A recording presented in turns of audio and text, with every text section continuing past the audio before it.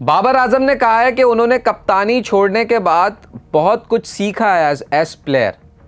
आज पाकिस्तान के नए टेस्ट कप्तान बाबर आजम का एक इंटरव्यू आया सलमान बट के साथ, और उस इंटरव्यू में 3 बहुत अहम पॉइंट्स बाबर आजम ने बताया। पहला, जो मैंने वीडियो के शुरू में कहा कि कप्तानी छोड़ने के बाद उन्होंने बहुत कुछ सीखा है और वो बहुत कुछ सीख कर अब दोबारा आए इस अज़्म के साथ कि वो पाकिस्तान के लिए कंट्रीब्यूट कर सके। दूसरा पॉइंट, किसी भी प्लेयर के डिसिप्लिन, उसकी परफॉर्मेंस और उसकी फिटनेस पर कॉम्प्रोमाइज़ नहीं करेंगे एज कैप्टन अब वो।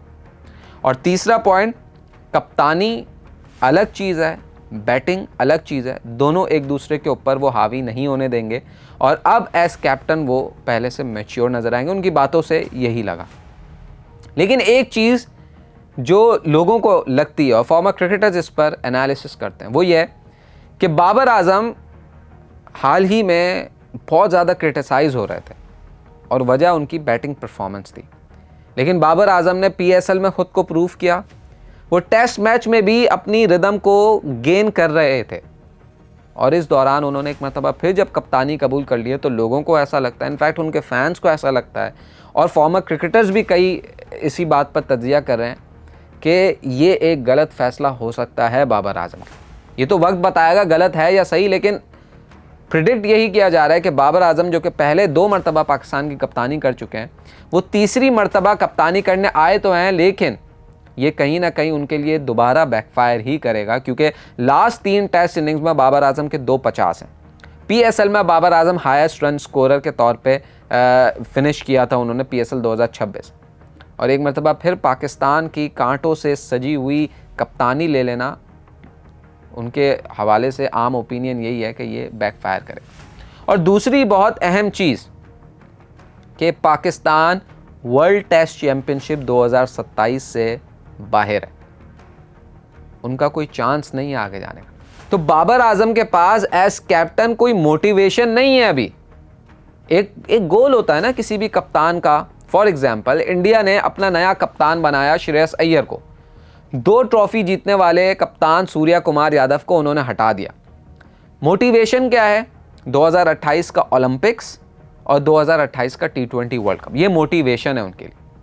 नया कप्तान बना, उसके लिए 2 गोल्स उन्होंने रख दिए कि भाई आपने ओलंपिक्स जितवाना है और आपने T20 वर्ल्ड कप जितवाना है। अब इसके लिए आप टीम को तैयार कर लें, आपके पास 1.5 साल है, आप टीम को तैयार करें।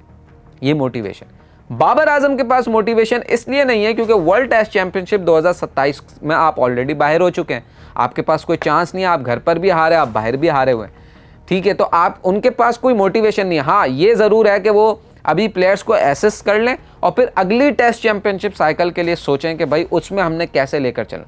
लेकिन यहाँ पर एक सवाल है, क्या अगली टेस्ट चैंपियनशिप साइकिल तक वो रहेंगे एज कैप्टन? पाकिस्तान ने पिछले 3 सालों में 8 मरतबा कप्तानी चेंज किए, डिफरेंट प्लेयर्स को दिए, 8 मरतबा, लेकिन पाकिस्तान टीम की परफॉर्मेंस नहीं आई। टेस्ट में पाकिस्तान टीम इस वक्त 7वें नंबर पर है, T20 में 6ठे नंबर पर है और ODI पर में 5वें नंबर पर है। तो कप्तान तो चेंज हुए हैं, लेकिन पाकिस्तान टीम की किस्मत नहीं बदली है। अब बदलेगी या नहीं, ये फ्यूचर बताएगा। बाबर आजम की पिछले 3 सालों की अगर टेस्ट परफॉर्मेंस ही अगर आप उठाकर देख लें तो वो इन इटसेल्फ ये बताता है कि बाबर आजम की परफॉर्मेंस उस तरीके की नहीं है कि वो कप्तानी डिज़र्व करते थे, लेकिन आपने उन्हें बना दिया। पिछले 3 सालों में बाबर आजम ने 29 इनिंग्स में सिर्फ 785 रन बनाए, 27.06 की एवरेज से, और उनका स्ट्राइक रेट 54.66। उनकी लास्ट सेंचुरी टेस्ट फॉर्मेट में आई है 2022 में वर्सेस न्यूजीलैंड, और उसके बाद तकरीबन 32 इनिंग्स बाबर आजम उस सेंचुरी के बाद खेल चुके हैं जिसमें उनकी कोई 100 नहीं है। तो ये स्टैट्स आपके सामने, बाबर आजम की कप्तानी आपके सामने, और उनके इस नए इंटरव्यू में स्टेटमेंट्स आपके सामने। इन तमाम तर चीज़ों को देखकर हम उम्मीद यही कर सकते हैं शायद कुछ बदलेगा, और अगर कुछ नहीं बदला तो एटलीस्ट कप्तान तो बदल ही जाएगा।